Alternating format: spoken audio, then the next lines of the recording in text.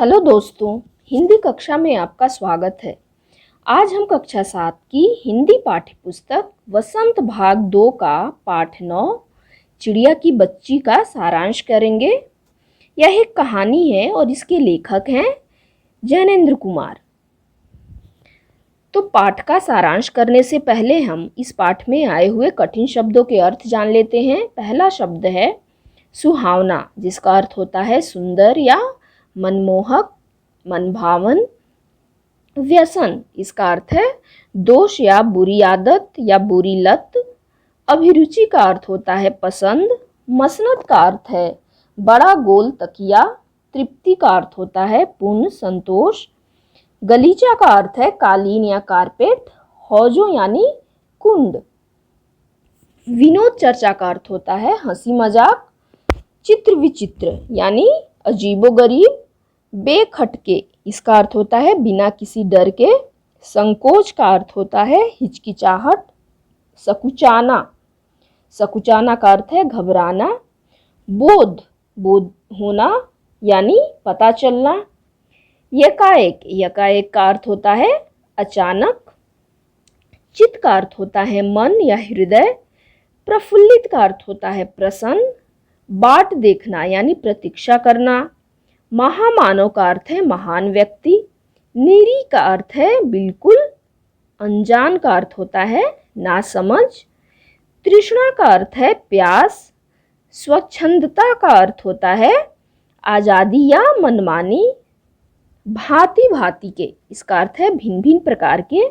उजेला यानी प्रकाश। चौकन्नी, इसका अर्थ है सावधान रहना।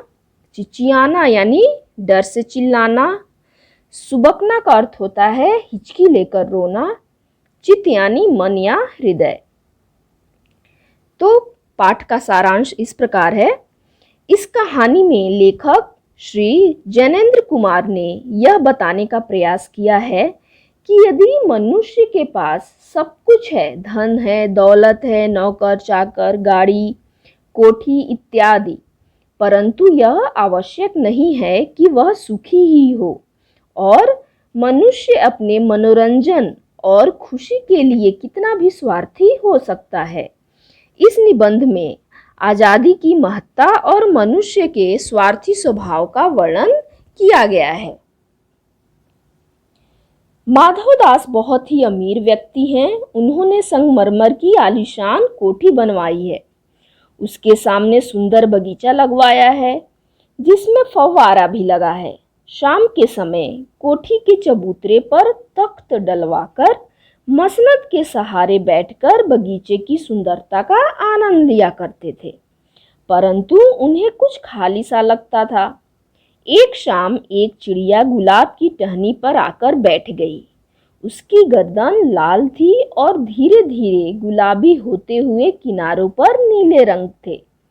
पंख बहुत चमकदार थे। उसके शरीर पर विचित्र चित्रकारी थी। माधवदास को वह चिड़िया बहुत सुंदर लगी। चिड़िया बगीचे से खुश होकर डालों पर थिरक रही थी। थोड़ी देर तक उसे देखते रहने के बाद उन्होंने चिड़िया से कहा कि यह बगीचा उन्होंने उसी के लिए बनवाया है। माधवदास की बात सुनकर चिड़िया संकोच में पड़ गई। उसने कहा कि वह तो यहाँ केवल सांस लेने के लिए रुक गई थी। माधवदास ने उससे कहा कि यह बगीचा मेरा है और वह यहाँ रह सकती है। माधवदास की बातें सुनकर चिड़िया थिरकना भूल गई।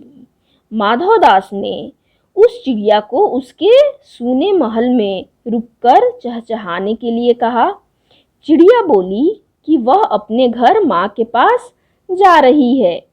वह अपने घर से धूप खाने, हवा से खेलने और फूलों से बातें करने निकली थी। माधवदास ने रुकने के बदले चिड़िया को सोने का पिंजरा बनवाने की बात की। चिड़िया उसकी बात सुन कहती है, माँ से अच्छी कोई चीज़ नहीं लगती है। उसके पास माँ का बनाया हुआ घोंसला है, खाना है। वह अपने घर वापस जा रही है। उसकी माँ उसका इंतजार कर रही होगी। माधवदास उसे रोकने के लिए तरह तरह के लालच देता है, परंतु वह नहीं मानती। इसी बीच माधवदास एक बटन दबा देते हैं, जिसकी आवाज सुनते ही कोठी के अंदर से एक नौकर दौड़ा आता है। सेठ माधवदास उसे इशारा करके नौकर से चिड़िया को पकड़ने के लिए कहते हैं। सेठ उसे जानबूझकर रोके रखने के लिए उसके भाई बहनों के बारे में पूछते हैं। चिड़िया उसे बताती है कि उसकी 2 बहन और 1 भाई है। चिड़िया को अपने घर जाने की जल्दी है, क्योंकि कुछ देर में रात होने वाली है। अचानक चिड़िया को अपने शरीर पर कठोर हाथों का स्पर्श महसूस होता है।